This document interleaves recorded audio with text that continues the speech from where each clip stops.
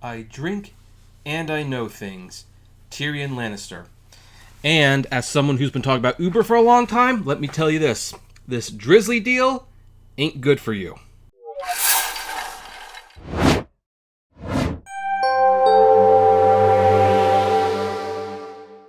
Hey everyone, this is Kevin the Apptrepreneur, and yes, we're going to talk about Uber again. It's actually been a little while. I've got two things to talk about Uber this week, so check back again tomorrow for the other topic. Now, I'm a little late on this one, but for those of you who are not aware of Drizzly, Drizzly is basically a alcohol delivery service. You know how you had caviar, which was fine dining on the go delivered to your door? Well, Drizzly basically said, hey, you know what? People really want alcohol, and how can we differentiate ourselves from the other food delivery apps? How about we make it so that if you download Drizzly, we will specialize in alcohol. You want to drink, or you're already intoxicated and you want more, you can have alcohol delivered. And heck, you know, we can even make it so that everything is done legally. We've got the ID check system. We have everything in place for you to safely buy alcohol and have it delivered to your door. And Drizzly, for obvious reasons, was actually pretty successful in this regard. You know, they really filled a need that people just wanted to drink. Well, here's the thing. Uber decided about a week ago, again, I'm late to this, that they were going to buy Drizzly for a little over $1 billion. Now, here's why this should concern you. If you are an investor, this is probably good news, because even though Uber continues to lose money, I think they just lost another $6 billion, Uber is marching closer and closer to a monopoly. I mean, here's the thing. These food delivery companies, these app-based gig companies, there can only be so many of them. That's why the streaming wars is going on right now. Yeah, there's about a couple dozen streaming platforms right now, but at the end of the day, there's really only going to be a few, and that's what's going on with the gig economy. We are definitely getting to the point where there's just the haves and the have-nots, and the haves are becoming much more clear, and Uber, despite what I want, obviously, is actually doing very well in this regard. They recently bought Postmates, and they have now bought Drizzly. Now, Investor Place said that these are 8 things for Uber stock investors to know about the Drizzly deal. By the way, they bought it at $1.1 billion in stock and cash. And here's the things they need to know. According to the release, Drizzly is the leading on-demand alcohol marketplace in the United States. I think in California we had Saucy, but I think Saucy shuttered operations in California because of AB5. Customers can have beer, wine, or liquor delivered to their door within an hour. The service is available in more than 1,400 cities across parts of the U.S. So, you know, in some of those cities where there was Uber Eats and there's Drizzly, guess what? There's just Uber Eats now. Its business is, quote, designed to be fully compliant with local regulations in those areas. Obviously very important. The company works with local businesses to provide the beverages they are making available. After the completion of the transaction, Drizzly will become a wholly owned subsidiary of Uber. Drizzly's marketplace will eventually be integrated with the Uber Eats app, while also maintaining a separate Drizzly app, Uber said in its release. I don't believe that for a second, and we'll talk about why in a moment. That said, Drizzly will also continue to progress its business while benefiting from the consumer base and routing of Uber. Uber said it expects the deal to close during the first half of 2021. And then they say 7 blue stock chips to help you prepare for retirement. I don't think that's very important. Now, Uber CEO says, wherever you want to go and whatever you need to get, our goal at Uber is to make people's lives a little bit easier. That's why we've been branching into new categories like groceries, prescriptions, and now alcohol. Actually, the reason they've been branching out is because the rideshare service is shot. Completely shot. And that's going to take a long time to recover. Now, it probably will recover. I'm not going to say it's not. But here's the problem. Once the rideshare service starts to get better, then the food delivery service will likely take a dip because people aren't going to do both at the same time, which kind of shows the conundrum that Uber will probably always be losing money. Something to keep in mind. Corey Rellis, Drizzly co-founder and CEO, and his amazing team have built Drizzly into an incredible success story, profitably growing gross bookings more than 300% year over year.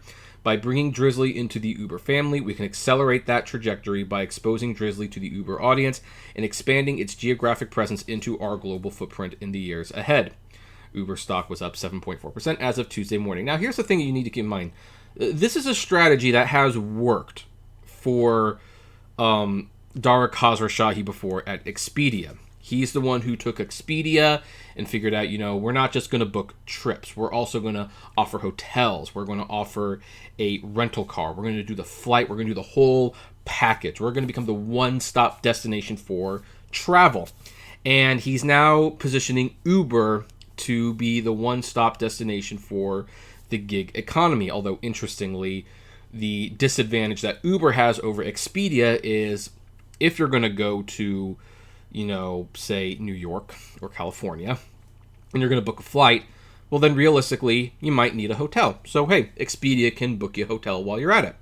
But you might need to get to the hotel. So, tell you what, we could also rent you a car while you're at it. And you can see how Expedia feeds into it. Now, the problem with Uber is, okay, I can see, hey, Uber Eats, you want to get, food delivered. All right, that's great. But hey, while they're on the way, maybe they want to stop by 7-Eleven and get an alcohol through Drizzly. Hey, you can do that too. The thing that I don't completely understand is how Uber fits into that model, like the Uber rideshare service. I mean, they've launched that thing where it's like, hey, you can get a ride home, and then you can have food delivered and meet you there. But, that's kind of a sketchy thing. What happens if the driver gets stuck in traffic and the food gets there before the driver gets there? Is the food just going to sit on the porch the whole time? I mean, I guess that's where it's heading right now because of, COVID.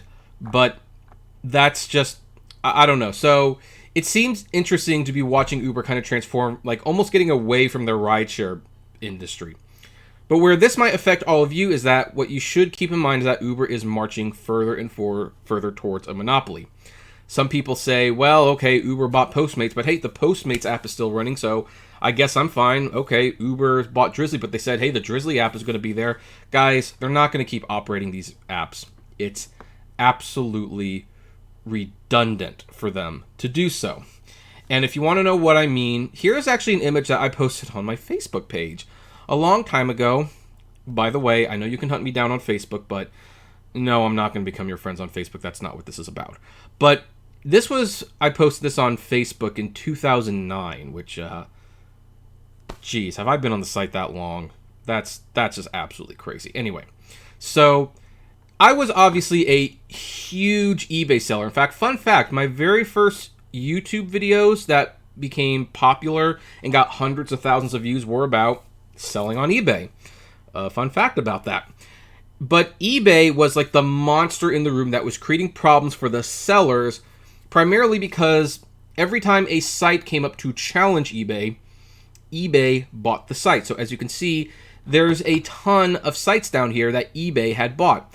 Half.com, Butterfield and Butterfield, Fair Market, Blaze, Rent.com, EachNet, Mobile.de, Korean Internet Auction Company, Kijiji, Cruise, Craigslist.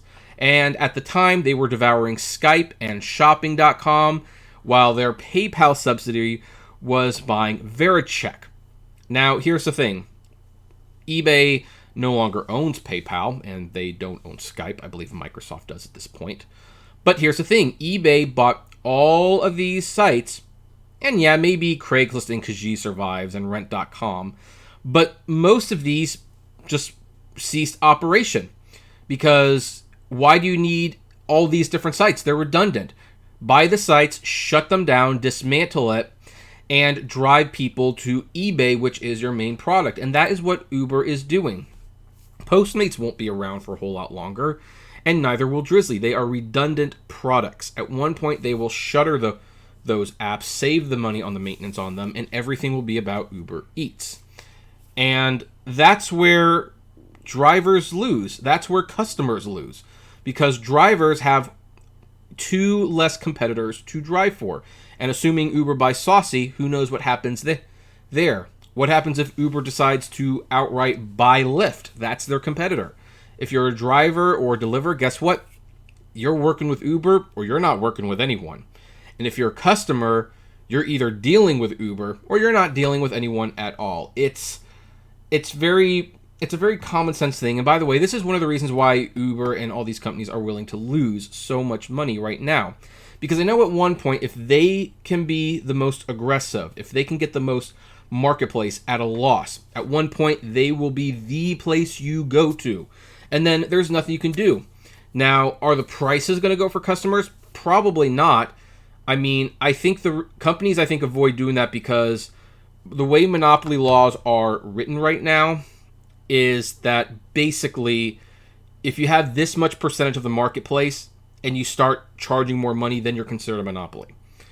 But when those laws were written, they did not anticipate a situation where companies would get big and they wouldn't squeeze the customers, they would squeeze the workers. They would squeeze the employees. And so now with like Amazon, they're Amazonians, they get screwed left and right on their employment. Now if you're an Uber driver or delivery boy, because let's face it, you're a delivery boy at this point, then guess what? You will have your pay cut and cut and cut. And now even Lyft recently, it's like, hey, you want more rides? Well, you're going to pay us money to get those rides. They have become mob-like almost. And what are you going to do? You pass Prop 22. There's no negotiating with this anymore.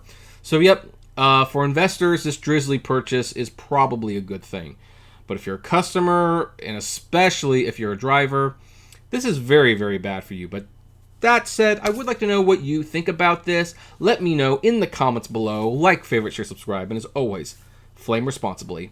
Have a good one.